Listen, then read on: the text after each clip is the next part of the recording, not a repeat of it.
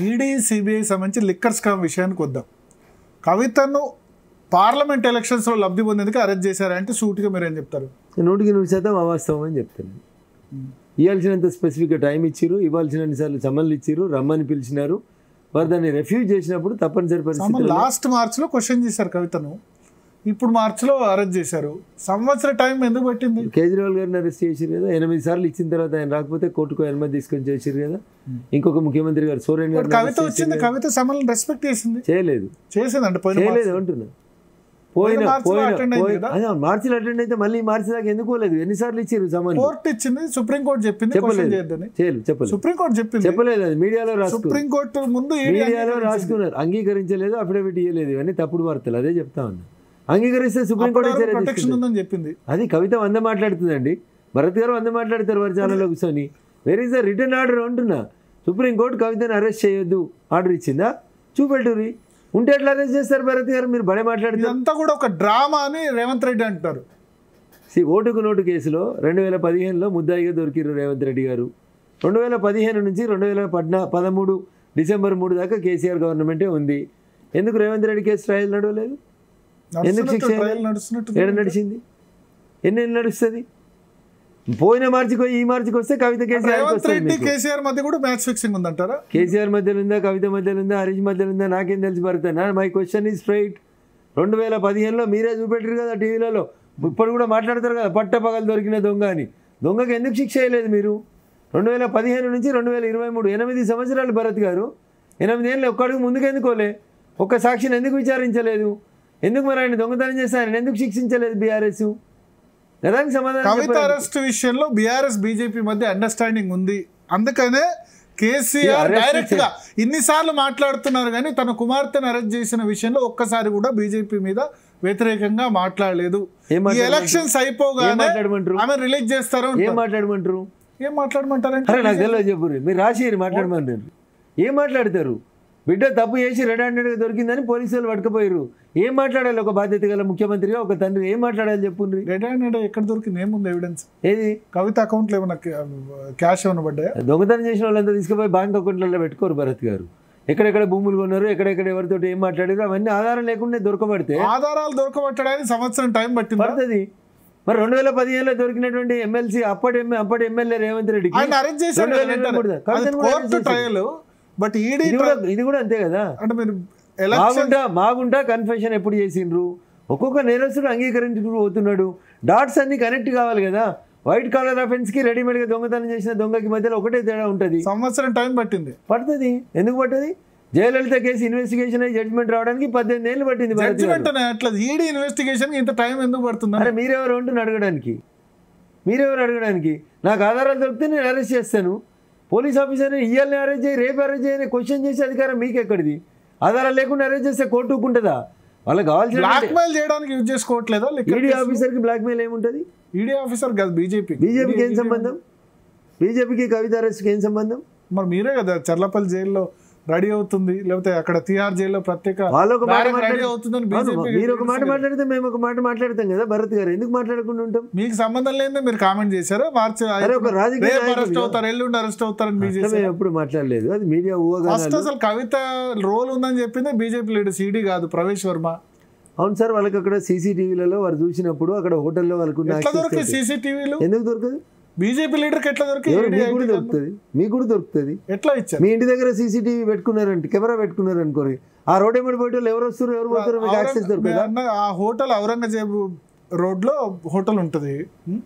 So ఆ hotel access Pravesh వర్మకి ఎక్కడ వచ్చింది అంటున్నా. ఆ రోడ్లో ఎన్ని కార్లు వస్తున్నాయి, ఎవరు పోతారు, ఏ మంత్రులు పోతారు, ఆ పక్కన డైలీ బ్రీఫింగ్ ఏమైనా చేస్తుందా? ఎందుకు చేస్తుంది? మాకు వాళ్ళకి ఏం సంబంధం అంటున్నా. రాజకీయంగా మాకు ఉన్నటువంటి అనుమానాన్ని మేము ఈడీ ముందు ఎక్స్ప్రెస్ చేస్తాం. ఇప్పుడు ఎమ్మెల్యేల కొనుగోలు కేసులో నేను చెప్పిన పైలట్ రోహిత్ రెడ్డి గారు, ఆ రోజు ఉన్నటువంటి ఆ స్టీఫెన్ రవీంద్ర అనేటువంటి సిపి గారు, ఆడ డబ్బులు ఉన్నాయి, 30 కోట్లు ఉన్నాయి, 50 కోట్లు ఉన్నాయని మీరే బ్రేకింగ్లు ఇచ్చారు టీవీలలో. తీరా రిమాండ్ చేస్తే 3 పైసలు కూడా చూపెట్టలేదు.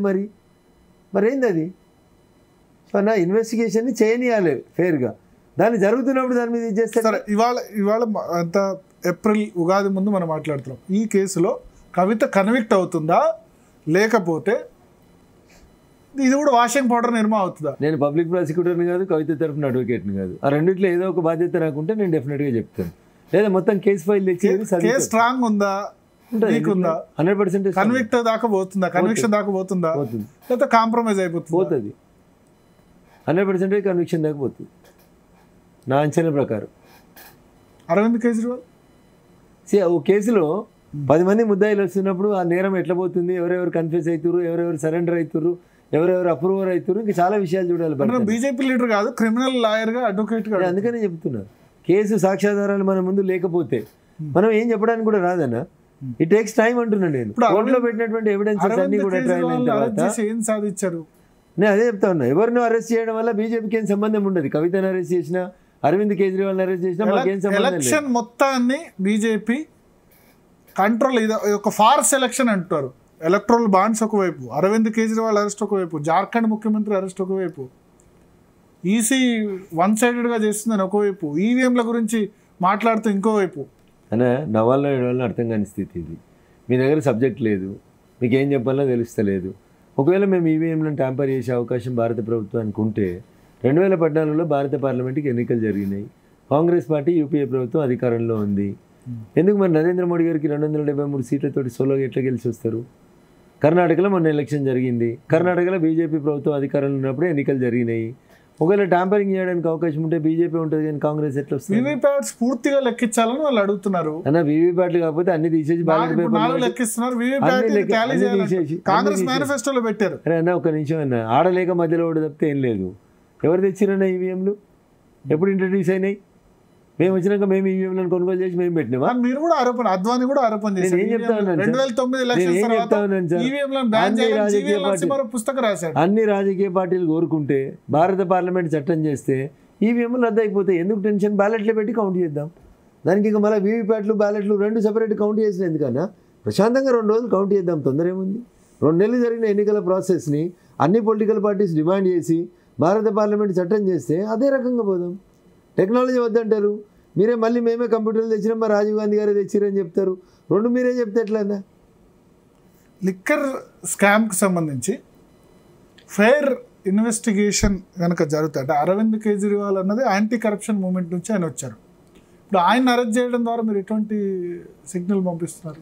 తప్పు చేసిన వాళ్ళు అరవింద్ కేజ్రీవాల్ అయినా, కవిత అయినా, భరత్ అయినా, రఘునందన్ రావు అయినా బియాండ్ బార్స్ ఉండాల్సిందే. ఇది ప్రస్తుతం కేసు సుప్రీంకోర్టు విచారణలో ఉంది. దీని గురించి ఇంతకంటే ఎక్కువ మనం మాట్లాడుకోవడం మంచి పద్ధతి కాదు, సబ్జుడిస్ అవుతుంది. ఓకే, ఇక్కడ విషయానికి వస్తే మీరు అన్నారు ఓటుకు నోటు కేసు 10 ఏళ్ళు ఇన్వెస్టిగేషన్ కంప్లీట్ కాలేదన్నారు. దీనికి ఎవరిది బాధ్యత? 10 ఏళ్ళు ఇన్వెస్టిగేషన్ కంప్లీట్ కాలేదు. సో ఆ కేసు చేసింది ఎవరు? రాష్ట్ర ప్రభుత్వం. చేసింది ఎవరు? ఏసీబీ. ఏసీబీ ఎవరి కింద పనిచేస్తుంది? Directly comes under the CM. ముఖ్యమంత్రి గారు ఎవరు? ఈ రోడ్డుకు నేటికైన కేసు అయినప్పటి నుంచి మొన్న ఓడిపోయేదాకా ముఖ్యమంత్రి ఎవరు? చంద్రశేఖరరావు గారు. మరి వాళ్ళు ఎందుకు ట్రయల్ కంప్లీట్ చేయలేదు అంటున్నారు.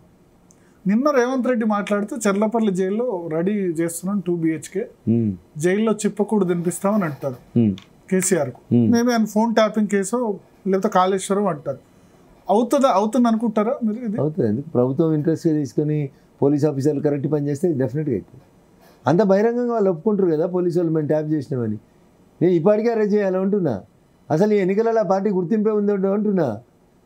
ప్రత్యర్థి పార్టీల అభ్యర్థుల్ని వీకేయడంతో పాటు పోలీసు వాహనాలలో డబ్బులు తరలించి మా ఎమ్మెల్యేలను గెలిపించి 3వసారి అధికారంలోకి వచ్చేందుకు ప్లాన్ చేసినాము అని సాక్షాత్తు పోలీస్ ఆఫీసర్లే కన్ఫెషన్ స్టేట్మెంట్ ఇస్తుంటే ఆ పార్టీకి ఇంకెందుకు గుర్తింపు ఉండాలి? ఆ పార్టీని అసలు ఎట్లా ఎన్నికలలో పోటీ చేయనియాలి?